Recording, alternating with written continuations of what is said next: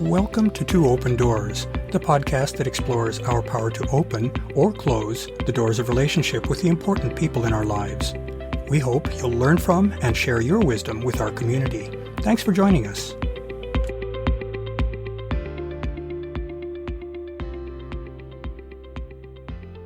This post focuses on a topic that is challenging for many, including myself, the notion of a purity culture.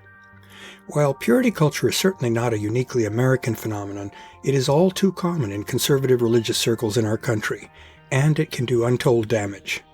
Purity culture is a cross-cultural, cross-religion phenomenon. It's especially prevalent in many evangelical Christian religions. We'll take a look at the specifics.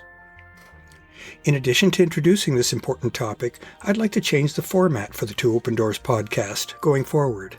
Specifically, I invite and encourage my audience to chime in order to make this a dialogue rather than a monologue. To facilitate this shift, I'll include a few provocative seed questions in each post. Please do contribute your thoughts and questions. That will give us something substantial to chew on between posts, and it will help build community. Thanks in advance for your participation. To start our discussion, let's consider what purity is identified with. At bottom, it is the idea that in order to be seen as living a virtuous and proper life, people must conform to certain norms of behavior. Those norms involve compliance with a set of sexual and gender expectation norms. In a purity-oriented faith, there are typically only two gender roles. As is consistent with a patriarchal culture, males are the holders of power, the leaders and defenders of the family. Women are the fruitful vine that nurtures the family. They are expected to be compliant to and supportive of their husband. Any deviation from these assigned roles is deemed to be harmful to a well-functioning family.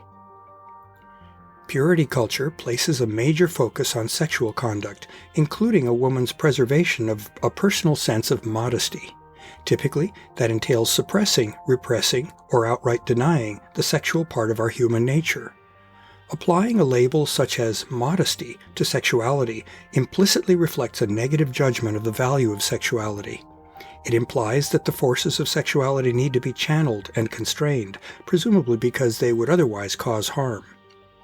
Sex itself is legitimized as a means for reproduction, for the creation of a family. Its function as a means for attaining pleasure tends to be minimized or even denied. Purity culture insists on preserving sexual expression as something that is only available within the confines of a marriage. Everyone is expected to avoid essentially any sexual expression prior to marriage.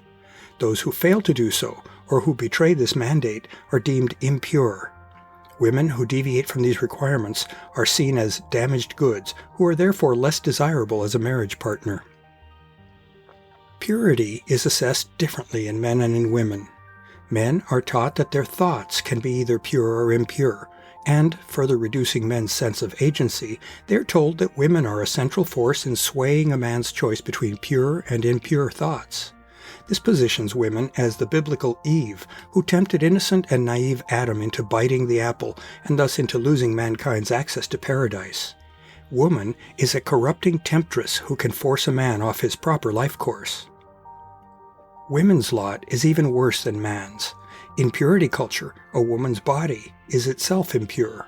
A woman is saddled with the responsibility of always being aware of her influence over men, so as to guard against potentially leading men astray.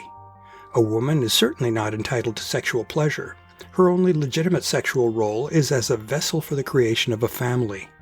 Needless to say, this positions a woman as a valuable, child-rearing commodity, rather than as a co-equal and self-determining human being.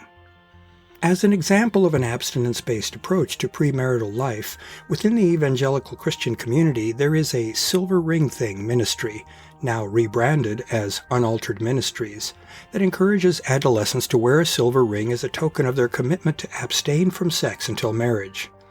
However, a federal study of 12,000 such teens indicated that 88% of them in fact had intercourse before marriage. Such abstinence is an unattainable and undesirable burden to place on maturing young adults. Needless to say, this view of sexuality is as unrealistic as it is damaging. It makes no allowance for the natural human urges and desires that come with sexual maturation. It impedes the personal acquisition of understanding of healthy sexuality that is needed in order to sustain a mature and well-functioning, intimate adult relationship. Perhaps even worse, it instills very negative attitudes about normal sexuality. The members of a purity culture see sex as an enemy that must be vanquished. And since that supposed enemy lies within them, as well as in others, such believers can find themselves at war with their own bodies. It's as if someone were to believe that breathing is a harmful and shameful thing.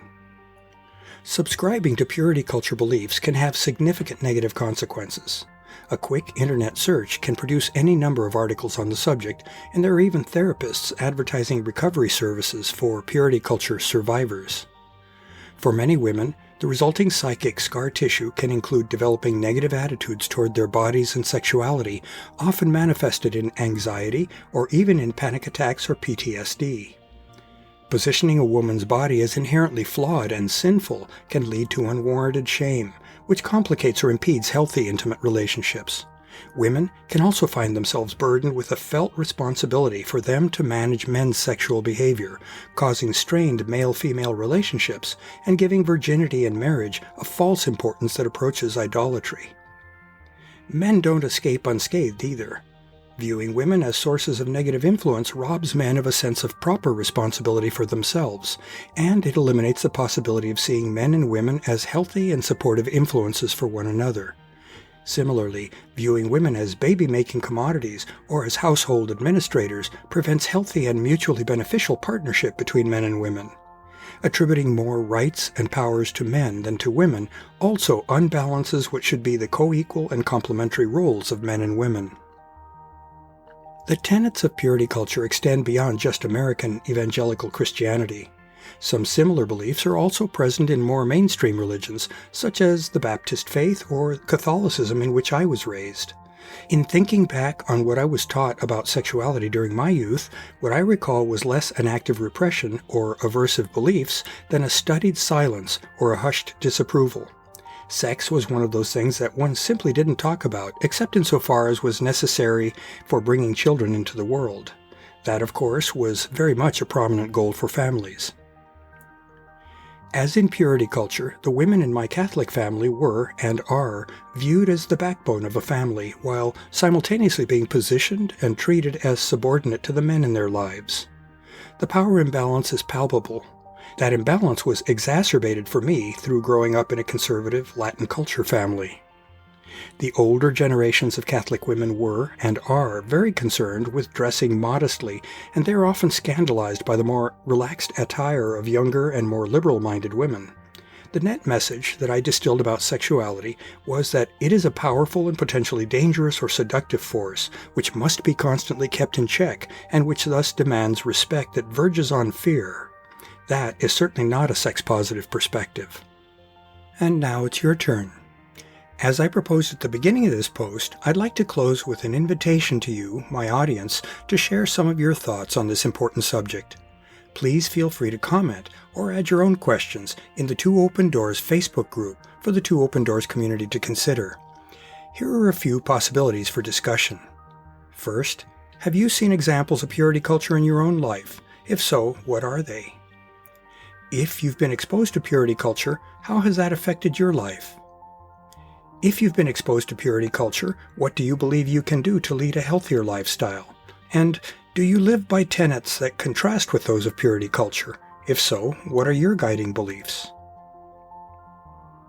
To learn more about Two Open Doors and to engage with our community, I'd like to invite you to visit the Two Open Doors private Facebook group, the Two Open Doors meetup group, and the Two Open Doors website and blog at twopendoors.com. I also invite you to contact me directly by writing to me at Claude, C-L-A-U-D-E, at twopendoors.com. I'd love to hear from you, and I'll use your inputs to guide my work on future blog posts and podcast episodes. Thanks for visiting Two Open Doors.